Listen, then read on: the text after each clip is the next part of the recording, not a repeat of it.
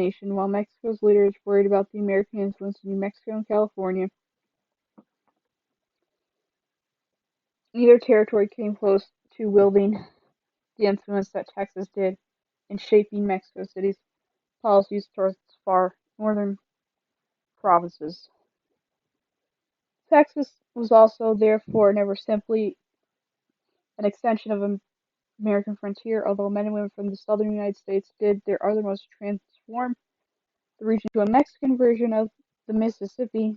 They instead found themselves attempting to build a plantation society in circumstances unlike anything they encountered in the American South. The dodged efforts of some Mexicans to abolish slavery during the 1820s and 1830s had meant that Anglo-Texans never succeeded in forcing Mexico to support slave-based agriculture in the image of the Mississippi River Valley. Anglo-Texans then failed once again when they attempted to create their own nation to serve the same end, this time because of their international constraints surrounding their political and economic vision for the territory. In the end, what was so remarkable about the Texas Republic was its swift downfall, and how its collapse marked the first failure of American farmers to construct a nation built upon cotton and slavery. The story of Texas bears lays bare, but not only the powerful role cotton played among shaping a particular vision for the Gulf Coast among American slave owners during the first half of the 19th century, that also found profound limits of that vision. What follows is a chronicle of how Mexicans, Indians, Anglo-Americans, Europeans, and African Americans competed for space and power in the Texan borderlands in a world dominated by the Atlantic cotton economy. When Marion, Richard, and Tavie made their desperate trek into northern New Spain, they hoped to escape the cruelty of James Kirkham and the power of the U.S. cotton frontier that had torn them from their families in North Carolina, South Carolina, and Kentucky. Yet Texas never became the refuge from cotton and slavery that these runaway slaves imagined in 1820. The cotton frontier instead followed them into the territory when Anglo-Americans like Moses Austin and James Kirkham forged an alliance with leaders in San Antonio that would eventually transform Texas borderlands into everything Marion, Richard, and Tavie had hoped to escape. That story begins in San Antonio on the eve of Mexican independence from Spain, a movement which struggles between Indians, Spaniards, and Americans fought for control of the region reached a flashpoint.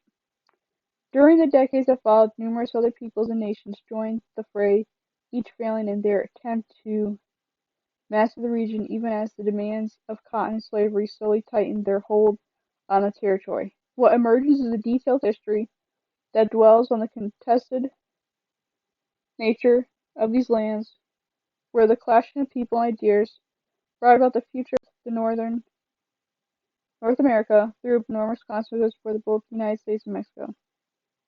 Chapter 1: In the Shadow of Cotton.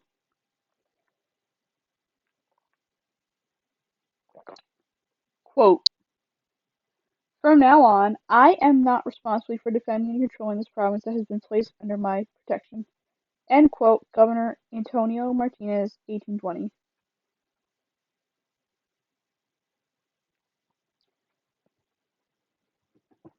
Chapter 1: The Texas Borderlands on the Eve of Mexican Independence. During the night of July 4th, 1819, a soft rain began falling north of San Antonio, being the parched earth with an endless stream of desperately needed water. A severe drought that had severed the region for the past several years, burning away swaths of native grasslands and decimating herds of bison and wild cattle. Fields withered by the sun that summer had been unable to support, the corn crops began to sustain the Spaniards huddled in San Antonio, living in villages gravely short of food. Even the horses were starving, with the Spaniards' mounts so malnourished that some could barely stand. Yet the rain had finally come, rolling across the burned ground. Water began to fill the dried creek beds and arroyos that twisted their way southward. Eventually the storm made its way to San Antonio. For those who lived in the small parched village, the din of the rain on the rooftops surely sounded like a mercy sent from heavens. San Antonio was a town in need of divine grace. Founded in 1718, little more than a century earlier, the town sat on a stretch of land between the San Antonio River on the east and the San Pedro Creek on the west. Growing in its spurts over the course of the 18th century, the village served as the makeshift capital of Texas. Despite the remote province along New Spain's far northeastern frontier, despite its political status, the village had always languished in isolation as Spanish authorities refused to put significant resources into the region, only sending a few troops and supplies as necessary to keep alive their military presence in Texas. When the governor of Texas filed a report on the region in 1803, his assessment of San Antonio was grim. The village, he lamented, had absolutely no commerce or industry to support its modest population of 2,500, and were it not for a handful of hunters providing the town with buffalo meat, the great proportion of families would perish in misery. If the village failed to prosper during the 18th century, it had been ravaged during the 19th. When the Mexican War for Independence broke out during the early 19th century, rebels captured the town in 1813 and executed the governor. Spanish authorities, in retaliation, launched a bloody military campaign to reclaim the region, killing hundreds of suspected rebels in San Antonio and sending hundreds more fleeing to the countryside. Those who survived the vicious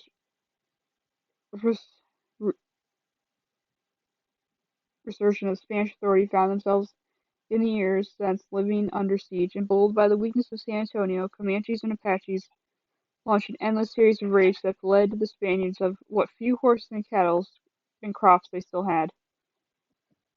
Wars, drought, and famine reduced the population of San Antonio to a mere 1,600 by 1819, and almost 1,000 fewer that had lived there only 2 decades before. On that July evening in 1819, however, the rains had finally come, and they continued overnight, though too quickly for the drought-hardened ground. Shallow creek beds began funneling a torrential gush into the San Antonio River, which picked up speed and force as it moved south towards the village. By dawn, the river was straining at its banks. A wall of water broke into the northern side of San Antonio just after daybreak, rushing through the streets with frightening momentum. The only bridge spanning the river cracked and shattered under the power of the rising tide. Water continued to force its way into town, drowning every street and plaza, before finally joining the San Pedro Creek on the far western side of San Antonio. Almost as soon as the flood began, there was no longer a town, only a wide, angry river. This assumed everything. The governor, Antonio Martinez, awoke to water pouring into his home. Going out into the flooding streets, the aged patriarch could hardly comprehend the scene. Every avenue had been transformed into a furious river, sweeping away screaming men and women who flailed about in desperate attempts to pull themselves to safety. Those lucky enough to snag tree limbs climbed high into the branches seeking refuge. Others tore off their clothes to keep from being pulled to their death beneath the water. The raging tide seized even more unmoored homes from their foundations. Poor families in San Antonio lived in rickety wooden huts known as halacals, built of timber plastered together with mud and clay. Martinez watched powerless as the flood ripped apart halacals, often with families inside, and houses began to disappear, leaving only fragments afloat to indicate the disaster that overtook them. The governor ordered his soldiers to pull anyone they could from the water, sending the best swimmers to rescue people who had taken refuge in the treetops. As the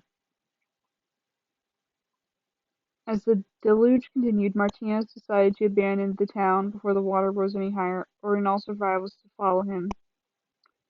Martinez led a march towards the hills outside San Antonio, where they huddled beneath trees. Then, as quickly as they come, the floodwaters began to recede. And when they returned, their survivors surveyed destruction. San Antonio in 1819 was divided into four neighborhoods that corresponded roughly to directions on a compass. The northern and southern neighborhoods, where the wealthiest and most influential family lived, had been completely inundated with the homes and buildings near the town's center sustaining the worst damage. The flood, however, had concentrated its fury on the poorer neighborhoods on the eastern and western sides of town. Raging waters had slammed hardest into the eastern neighborhood of Valero, where nearly every home had been a rickety halaco.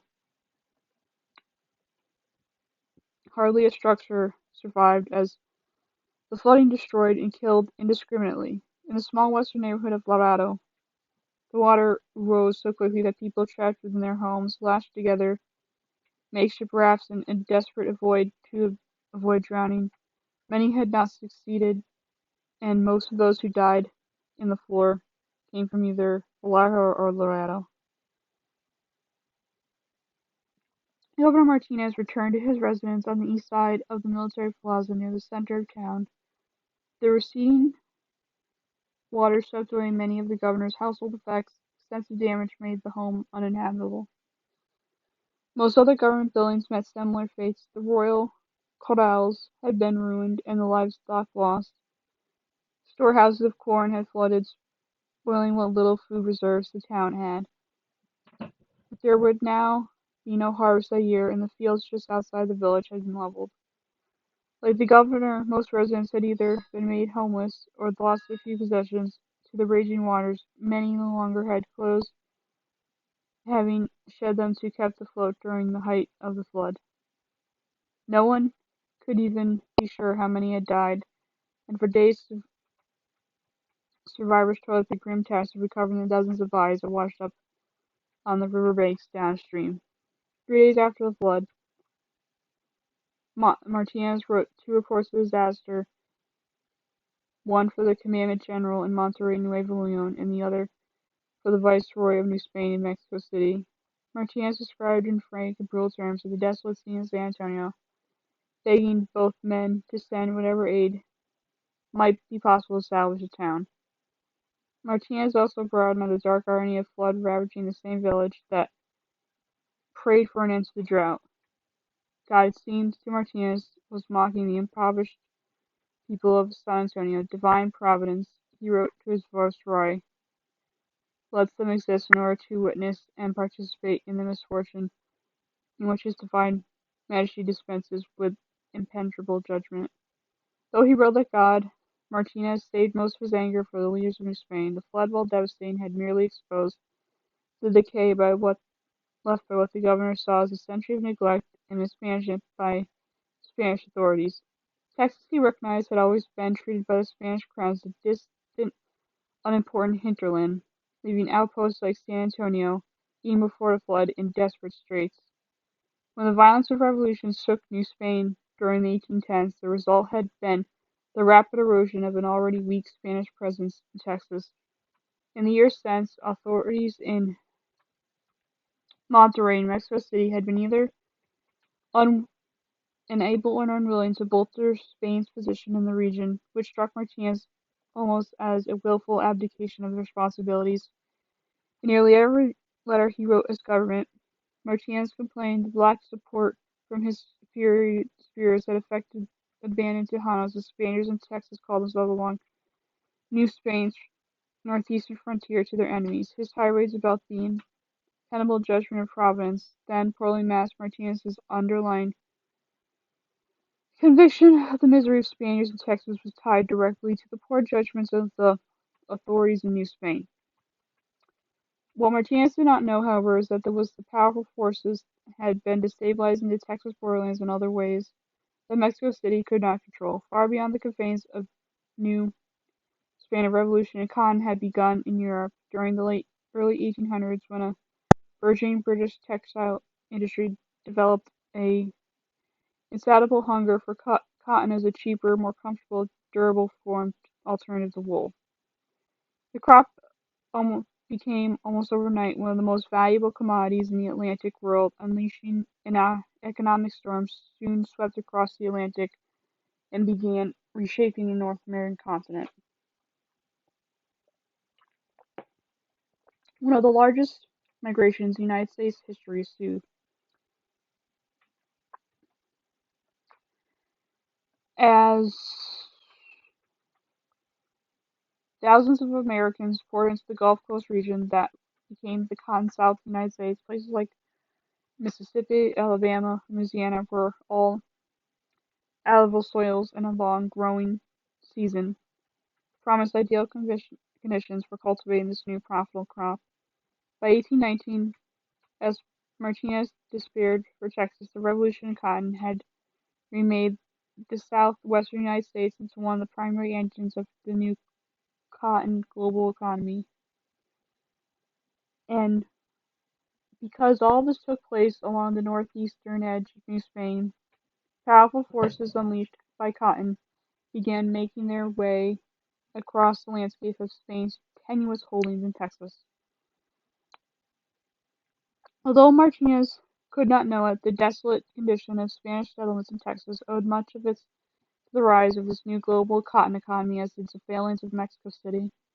Along the Americans who flooded into places near the Spanish border had come an equally powerful trading market geared towards supplying them. Indian nations in Texas, as a result, had vastly escalated the frequency and violence of their raids against Spanish villages in order to feed this precarious new market with horses and mules. American traders, hoping to profit from those tribes in return, established illegal trading posts in eastern Mexico, used while smugglers used the Texas coast to funnel enslaved Africans into the flourishing new slave markets of the Mississippi River Valley. The result was the dramatic reorientation of the economy and the economic and military power along the U.S.-Texas border that forced impoverished communities like San Antonio's to expand their few resources on repelling invaders and begin to collapse Spain's presence in the region. Indeed, by the late 1810s, Indian raids and armed insurrections by foreigners had become so unceasing that Martinez feared he might have to abandon the province entirely. While it brought prosperity to southern United States, the revolution in cotton brought chaos and turmoil to northern New Spain. Governor Martinez had seen firsthand how the neglect of Mexico City and the forces unleashed by cotton had combined to overwhelm Spain's presence in Texas borderlands, even if he did not fully understand their origins. And in the aftermath of the 1819 flood, Martinez returned to the very source of his troubles as the unlikely means of salvation, making the remarkable decision in 1820 to invite the Cotton Revolution to the Texas borderlands in order to save the region for New Spain.